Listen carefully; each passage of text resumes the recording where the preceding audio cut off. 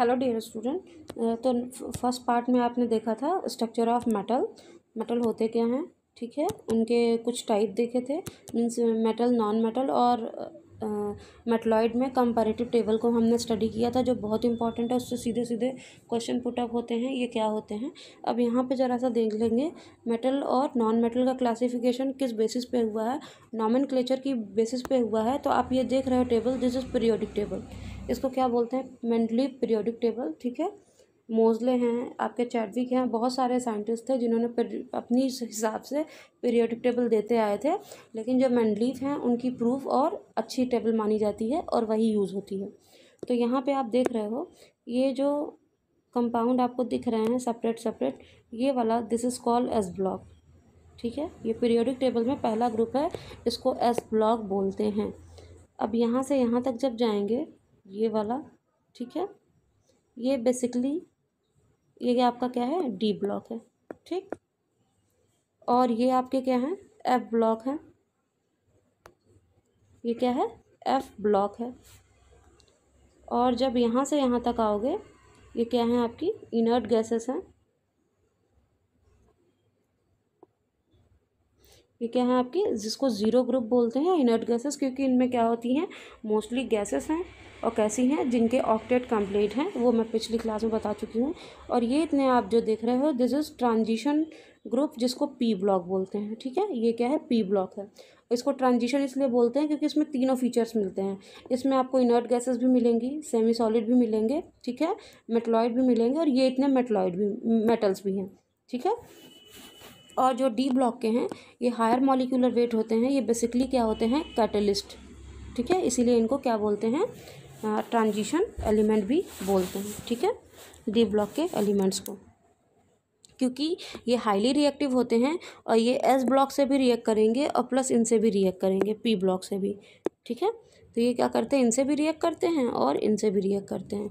और ये जो आपके ये हैं, आपके ये लिमिसेंस इफेक्ट देते हैं, और प्लस कैसे हैं, न्यूक्लियर कंपाउंड हैं, ये सारे के सारे हैवी मेटल्स होते हैं। और ये एफ ब्लॉक के जितने भी एलिमेंट हैं, ये रेडियो एक्टिव एलिमेंट कहलाते हैं। ये क्या होते हैं, रेडियो एक्टिव एलिमेंट, मीन्स इसमें क्या होती है, एक तरह की रेडिएशन होती है, और ये बहुत ही हाई मॉलिक्यूलर वेट होते हैं, मीन्स कार्बन की चेन बहुत होती है। और ये फर्स्ट एस ब्लॉक को क्या कहते हैं, एल्कली ग्रुप बोलते हैं। और इसी में आपकी जो है, आपकी जितनी भी ईजली अवेलेबल मेटल हैं, जिसको क्या बोलते हैं, एल्कली मेटल्स। ये क्या होती हैं, मोस्टली सॉफ्ट होती हैं और क्या होती हैं, नाइफ से कट हो सकती हैं। और बाकी जो मेटल्स होती हैं आपकी डी ब्लॉक में मिलेंगी और पी ब्लॉक में, ओके। तो जब इनऑर्गेनिक केमिस्ट्री की हम स्टडी करते हैं, तो बेसिकली हमको स्टडी करनी होती है एस ब्लॉक। इनऑर्गेनिक में हमारा आ जाएगा S block, okay, P block and D block, okay. और इन तीनों में आपके क्या होते हैं, मेटल होते हैं। पी ब्लॉक में आपको मेटलॉइड मिल जाएंगे, ज़्यादातर मेटल भी होंगे, और एस ब्लॉक में टोटली मेटल्स हैं, और डी ब्लॉक में आपके इसमें भी मेटल्स हैं, ठीक है। अब हम आ जाएंगे नेक्स्ट टॉपिक पे अपना, जहाँ से ख़त्म किया था उस दिन। तो जो मेटल्स होते हैं, अगर इनका प्रॉपर्टीज़ सीक्वेंस बाय सीक्वेंस में देखा जाए, मेटल और नॉन मेटल का कंपैरिजन किया जाएगा, तो मेटल्स क्या होते हैं, शाइनी होते हैं, और नॉन मेटल क्या होते हैं, नॉट लस्ट्रस होते हैं, ठीक है। और ये गुड कंडक्टर होते हैं इलेक्ट्रिसिटी और हीट दोनों के, यहाँ पे इलेक्ट्रिसिटी भी जोड़ लीजिएगा। और नॉन मेटल क्या होते हैं, पुअर कंडक्टर होते हैं, हीट को पास नहीं होने देते हैं, जैसे आपके रबर हो गए, ठीक है, प्लास्टिक हो गए, प्लास्टिक के बाद आपके मेटलॉयड हो गए, एक्सेट्रा, इनर्ट गैसेस हो गई। और इनमें क्या होगी, आपके जितने भी आयरन हो गए, ठीक है, एफी हो गया, एल्यूमिनियम हो गया, फिर उसके बाद सिल्वर हो गए, गोल्ड हो गया, एक्सेट्रा, ये सब क्या हैं, आपके मेटल्स हैं। Malleable can be beaten into sheet, ये क्या होती हैं, ईजिली जब इनको बहुत हाई टेम्परेचर देते हैं, तो ये धीरे धीरे क्या होती हैं, रेड हॉट होकर के सॉफ्ट हो जाती हैं। मेलेबल मीन्स होता है सॉफ्ट होना, मेल्ट होकर के, और ये बहुत स्लाइटली सॉफ्ट होती हैं। और उस समय आप क्या करोगे, इनको ईजिली क्या करते हैं, बीट करके इनको शेप एंड साइज़ दे सकते हैं, और इससे हमारे कई टाइप के मेटल्स बनते हैं, और जो या कहाँ यूज़ होते हैं, आपके इंस्ट्रूमेंट वगैरह बनाने में, और इनका मैकेनिकल यूज़ बहुत है। जबकि नॉन मेटल क्या होते हैं, ब्रिटल सॉलिड होते हैं। अगर इसको आप तेज़ी से वार करोगे, इस पर फोर्स लगाओगे, तो ये क्या हो जाएंगे, क्रैक हो जाएंगे। जैसे आपके वुड हैं, ठीक है, वुड के बाद प्लास्टिक का कोई पीस हो गया, प्लास्टिक का पीस हो गया, उसके बाद जितने भी आपके फाइबर्स हैं एक्सेट्रा, रबड़ हैं एक्सेट्रा, उनको आप जब क्या करोगे, बहुत हाई प्रेशर से आपके रबड़ 2 टाइप के होते हैं, इलास्टिक और नॉन इलास्टिक, ठीक है।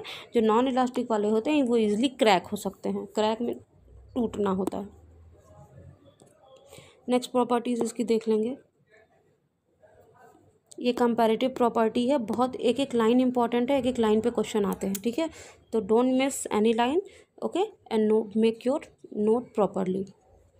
Ductile can be stretch into wire. Ductile means जो वायर है, आपने देखा होगा, जब आप उसको बहुत प्रेशर लगा के क्या करोगे, खींचोगे, तो ये आपस में टूट जाते हैं। जो आपके इलेक्ट्रिसिटी के जैसे स्विच बोर्ड के वायर वगैरह हैं, तो ये क्या हो जाएंगे, टूट जाएंगे, ठीक है।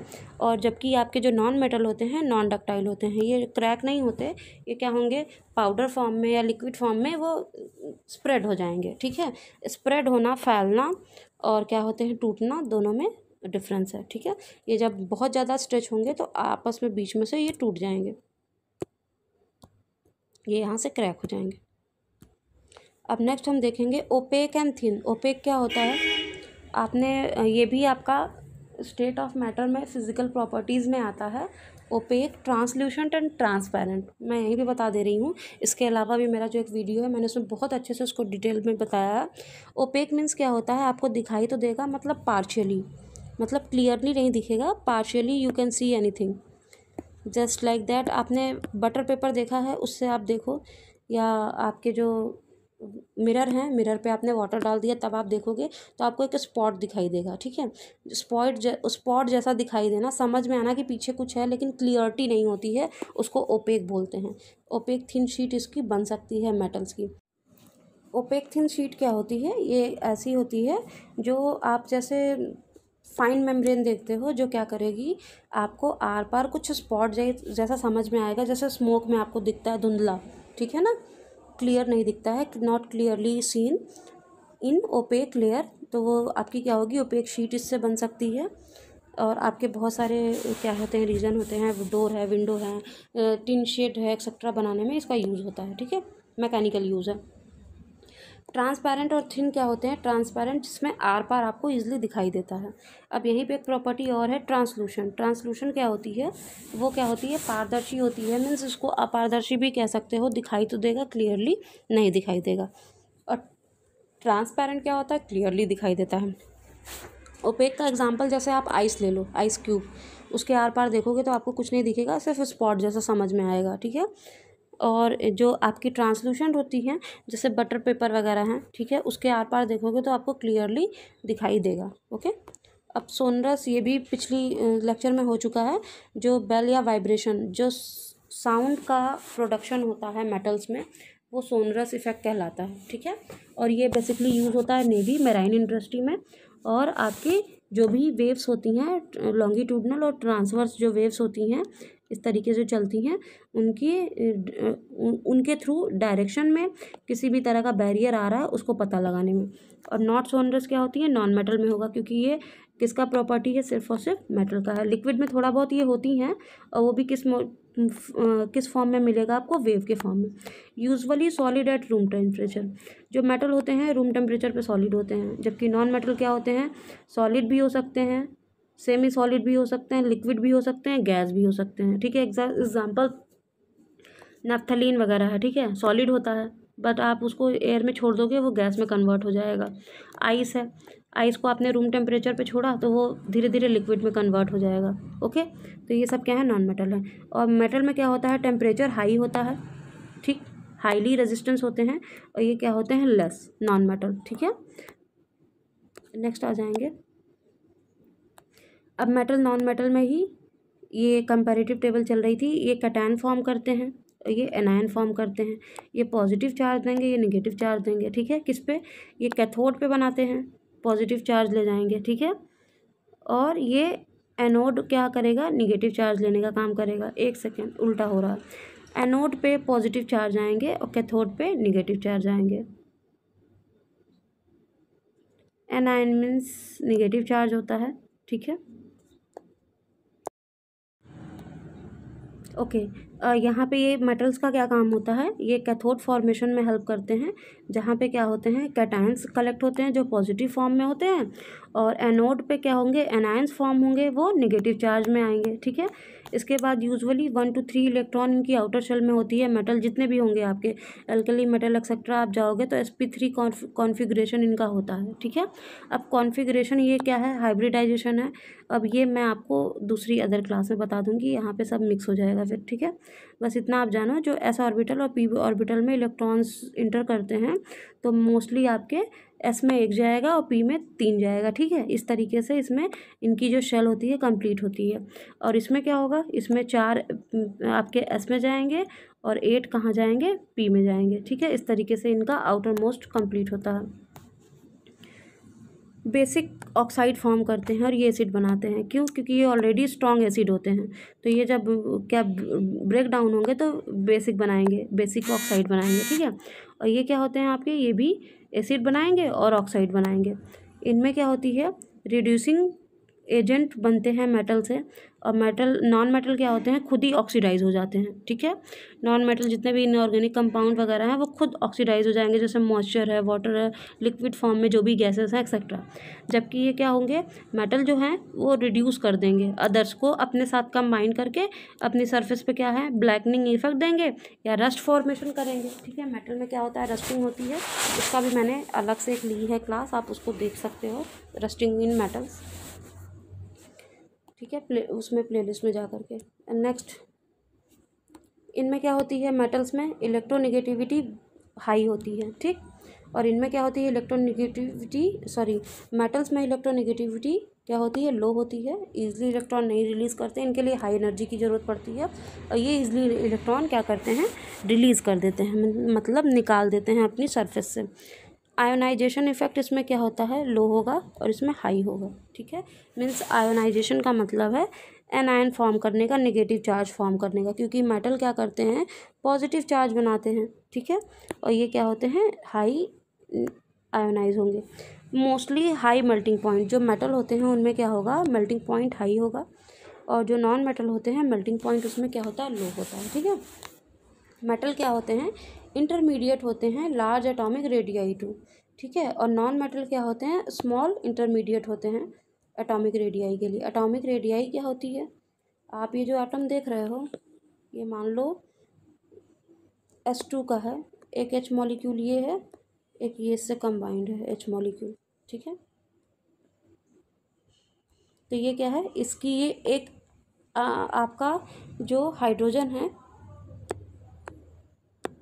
एक सेकेंड, ये जो हाइड्रोजन है ये इसका एक आपका एटम है। अब जब इसको ये इस तरीके से ये क्या हो जाएगी, ये रेडियाई हो जाएगी, और इसको किसने डिटेक्ट किया था, वंडरवॉल फोर्स के थ्रू। इसको क्या करते हैं, वंडरवॉल 9 साइंटिस्ट थे, उन्होंने ये रेडियाई को सबसे पहले मेज़र करना बताया था, किस तरीके करते हैं एटम की हाफ रेडियाई और ये रेडियाई, ये तो ये क्या करते हैं, लार्ज एटॉमिक रेडियस होते हैं, क्यों, क्योंकि जो मेटल्स होते हैं उनके मॉलिक्यूल बहुत पास पास होते हैं, ठीक है, और ज़्यादा अमाउंट में होंगे तो उनकी रेडियाई क्या बनेगी, ठोस बनती है, इसी वजह से ज़्यादा बनेगी। और जो नॉन मेटल होते हैं उनके दूर दूर होंगे और इनकी एटॉमिक रेडियाई क्या होगी, कम बनेगी या स्मॉल बनेगी। नेक्स्ट आ जाएंगे।